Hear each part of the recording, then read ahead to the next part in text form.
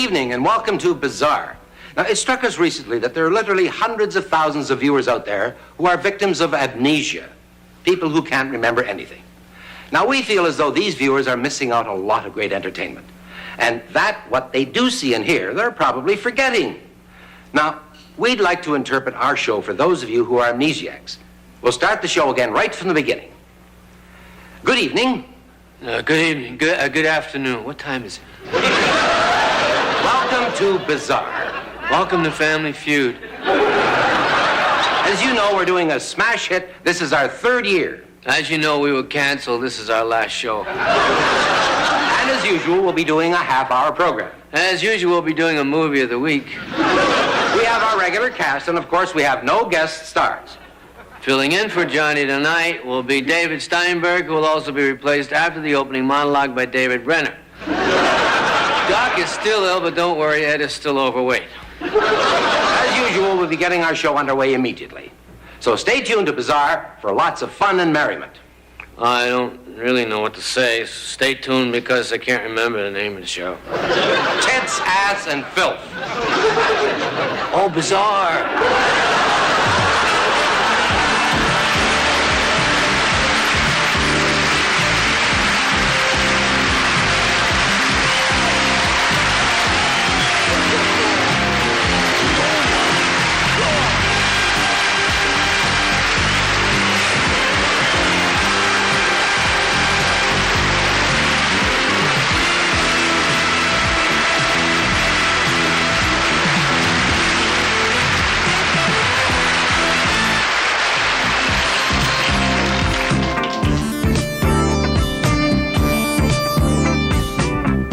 Ladies and gentlemen, the star of Bizarre, John Biner.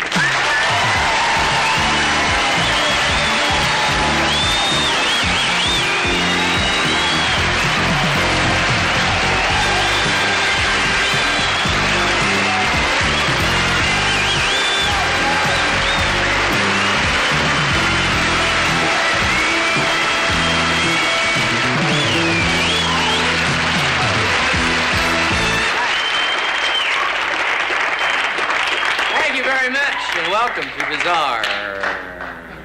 Do you hear that lady laughing? Come here, Eve. Come here. Come here, you asked for it now. Come on. Take a walk with me. Come on, don't be afraid. Come on. Yeah.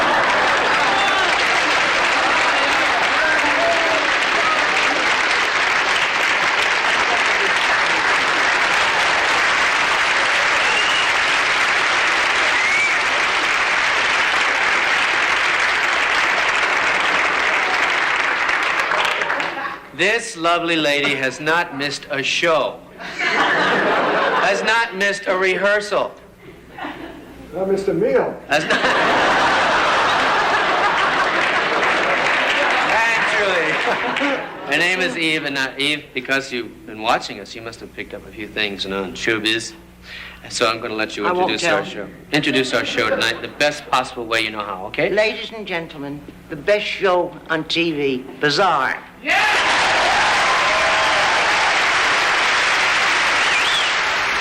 Bizarre now presents an episode of Everyone's a Doctor. I'll have the fish special. Oh, the steak, please. Rare? Well, you really ought to try the fish here. You know, the chef is a master with sauces. No, thanks for the suggestion, but I really feel like a steak. You sure? I'm telling you, you'll really enjoy the fish. No, thanks. I'll stick with the steak. Well, here's to the McGregor deal. Right. Now, Harry, I've got a suggestion. We should buy another 10% of the outstanding shares. Well, if we do that at the current prices, we'll be paying $36 a share. Then we ought to wait. Well, I have a feeling if we hold for a few more days, we could probably get that stock for under $30. No, I don't know. We got a bull market going right now. I don't see the stock dropping. I think it'll go higher. Yeah, you're probably right. All right, let's buy it at 36. Good. Terrific. Aha.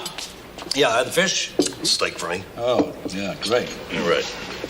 Looks terrific. Mm.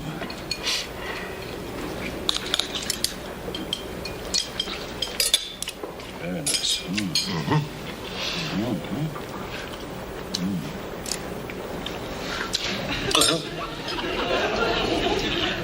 Mm.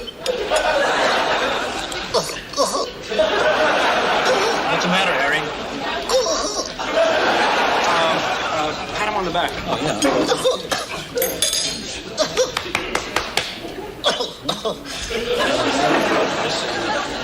Why don't you stand him up?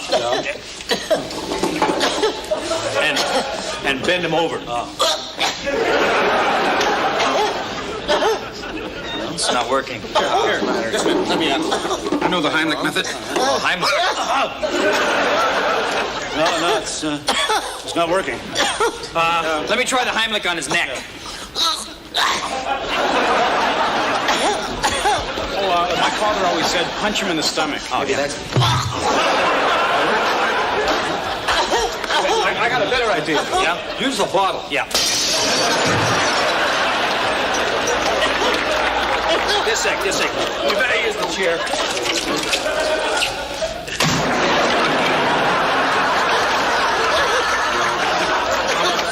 You gotta kick him in the stomach. Oh, right. No, wait. No, kick him in the face. Look, it worked. There's a piece of meat. Harry, okay. Thanks very much. Give me a hand there, just help me out. Nice. Oh, that's great. Okay. Over here now. There you go. Yeah, let's go. Anytime, no. Thanks again. Here's your napkin. Enjoy your lunch. That'll be of help. It's like a thought. I think I'll try the fish. Yeah. Jeez, kick him in the face. Yeah, I'll have to remember that. Yeah. You gonna need the green beans?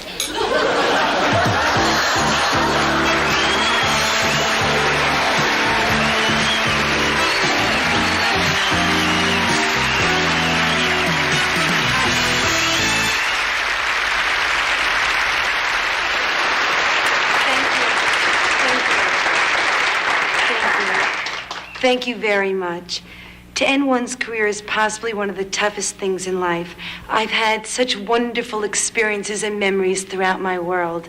I will never forget my command performance in 1968 for the royal family. Equally as important were my 3 performances at the White House, my trip to Russia, and most recently, my benefit performance at Cannes. These memories will last with me forever. As you can see, it's a little difficult for me to speak this evening, as I am pent up with emotion, but before I give my farewell performance, I would like to thank my manager, Elliot Bernstein, for being with me for 42 years. Elliot, I love you. I would also like to thank President Reagan and Nancy for their wonderful telegram. I am thrilled Prime Minister Trudeau could be here this evening, and that Menachem Begin, Tom Selleck, and Jackie Kennedy could also be here. I would like to dedicate this final performance to my parents, who forced me to practice when I was younger, but unfortunately never had the opportunity to see me perform live. And if I don't shut up and start now, I'm just gonna bubble over with tears. Maestro.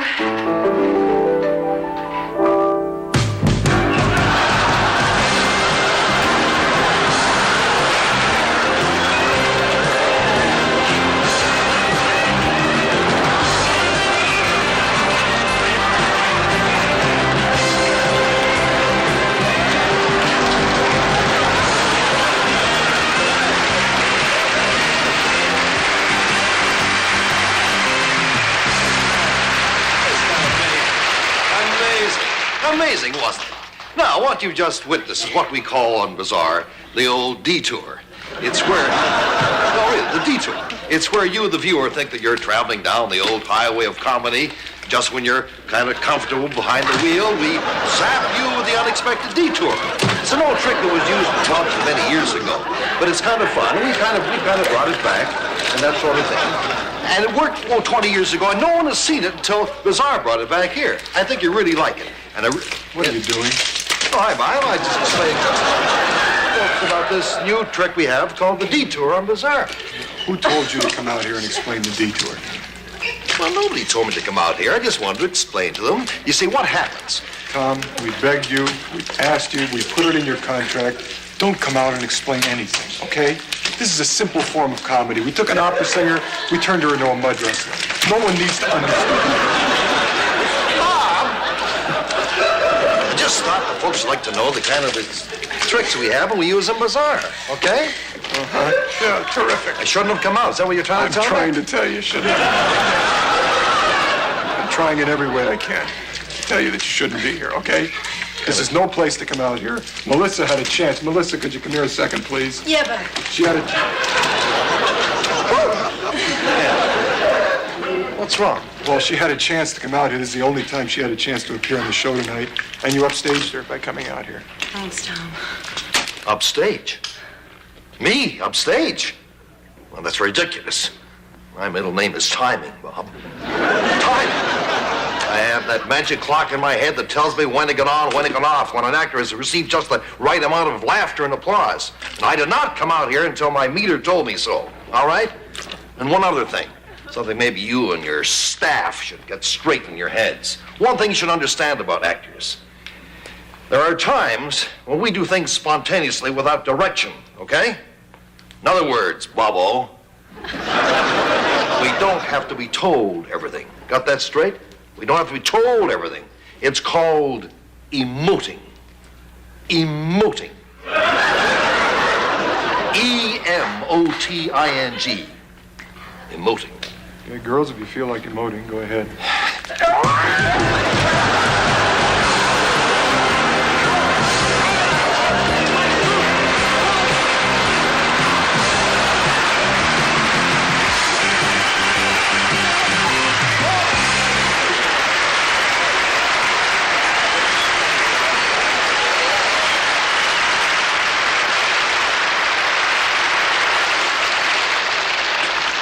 Look, Dombrowski, I want to get one thing straight. You took $50,000, all the money that we have for our entire sports program, and you gave it to one kid, one lousy kid. Well, yes, Dean Simkin, but this kid is... I don't give a damn if this kid is Magic Johnson, Wilt Chamberlain, and Kareem Abdul-Jabbar combined. You don't give our entire sports budget to anybody.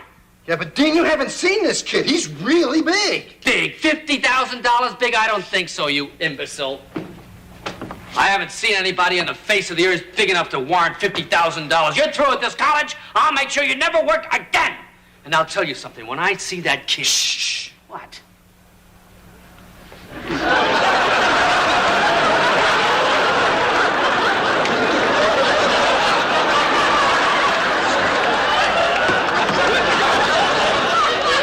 Well, what do you think?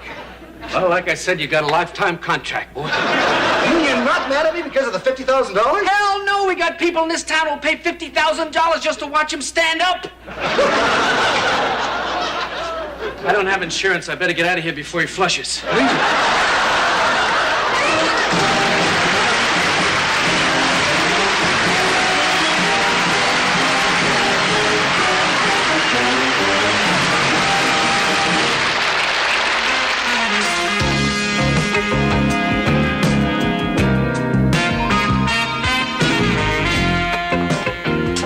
Senator Lavich? Senator Lavich, can I ask you a few questions, please? Well, make it quick, because I've had just about all I can take today. You have been charged with having sexual relations with a minor. How do you think this will turn out? When all the facts are brought to bear, I'm sure my innocence will be proven beyond a shadow of a doubt. It's absolutely ridiculous, the charges these young girls have brought against me. Well, what about the 17-year-old who said you were very much in love with her? If it wasn't so preposterous, it would make me laugh. Now, look, if you're a reporter, you check my record, you'll find I'm a very hard-working senator. I wouldn't have time for these unbelievable accusations. How do you think this will affect your career as a senator? Well, right now it's a little iffy. But when the truth is finally brought to the surface, I think the public will realize that I am as decent and honorable a public citizen as I am a senator. And I want to tell you something. My family is the most important thing in my life, not my career. Senator... No more questions, please. Well, I just wanted to say that it's a very brave man who would bring his daughter to this courtroom. This isn't my daughter, this is my wife.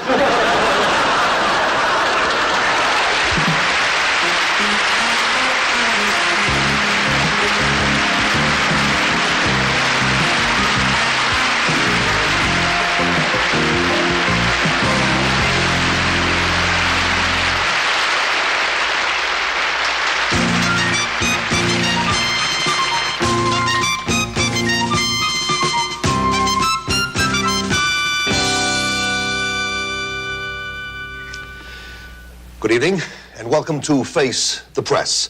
I'm Morris Abraham. Our distinguished panel this evening consists of Arthur Fisher from the Pennsylvania Passetta Gazette, Jeffrey Margolis from the Memphis Moffat Tribune, and Bill Davis from the Camarillo-Kiley Free Press. Welcome, gentlemen. These fine journalists will be questioning our special guest this evening, a man who many say has had a profound influence on everything happening in this country today. Let's meet Don Corleone, the Godfather.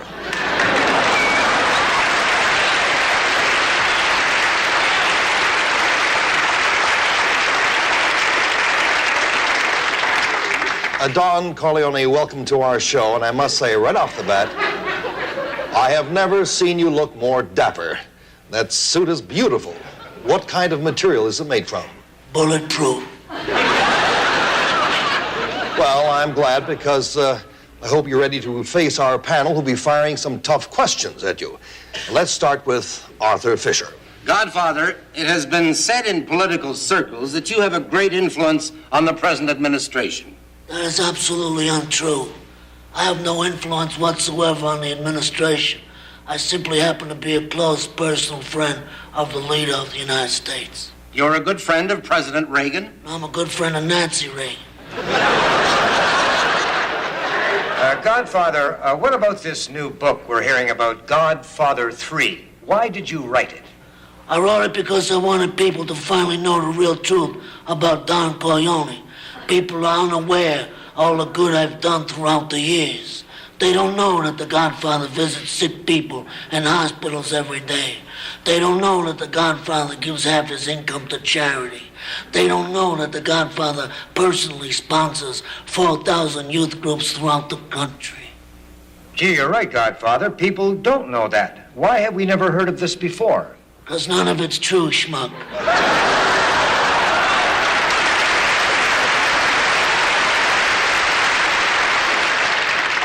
I look like a man who'd give away half his income. The truth is, I do many humanitarian things that no one knows about.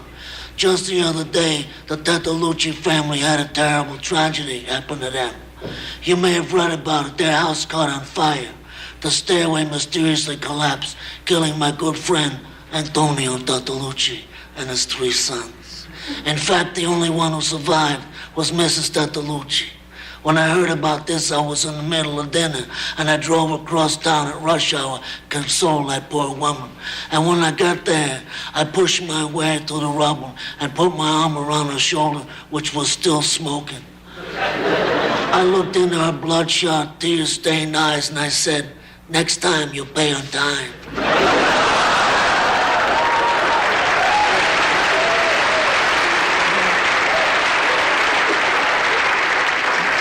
Godfather, you recently tried to purchase a Major League Baseball team. What happened?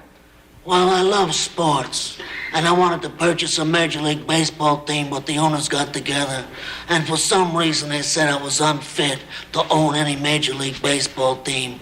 So I did the next best thing. I bought the Toronto Blue Jays.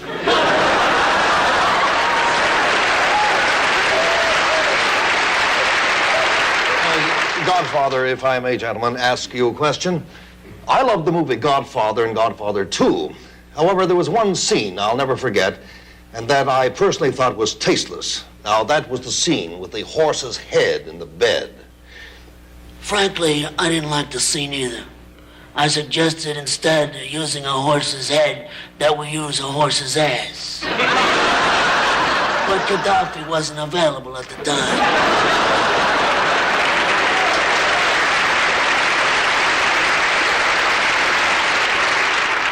This is a personal question, Godfather. I read in a newspaper recently that your wife of some 32 years, Beatrice Corleone, was going to sue you for divorce for $10 million and also was going to write a tell-all book about you. First of all, this is a malicious lie. We're still very much in love. And secondly, this is a very bad time to discuss my wife. She just had a terrible accident this morning and is currently in intensive care in General Hospital. What happened? Her toothbrush blew up.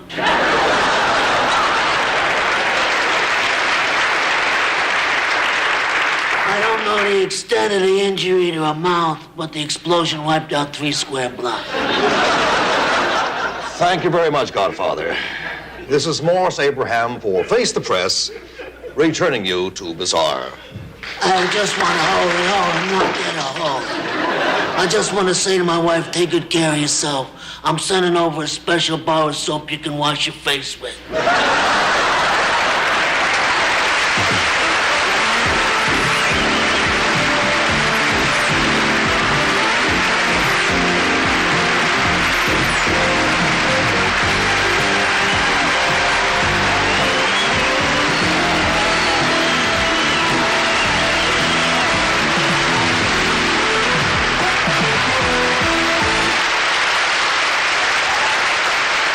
Very much. We had a lot of fun tonight. Good night. Take care of yourselves, huh? See you next time.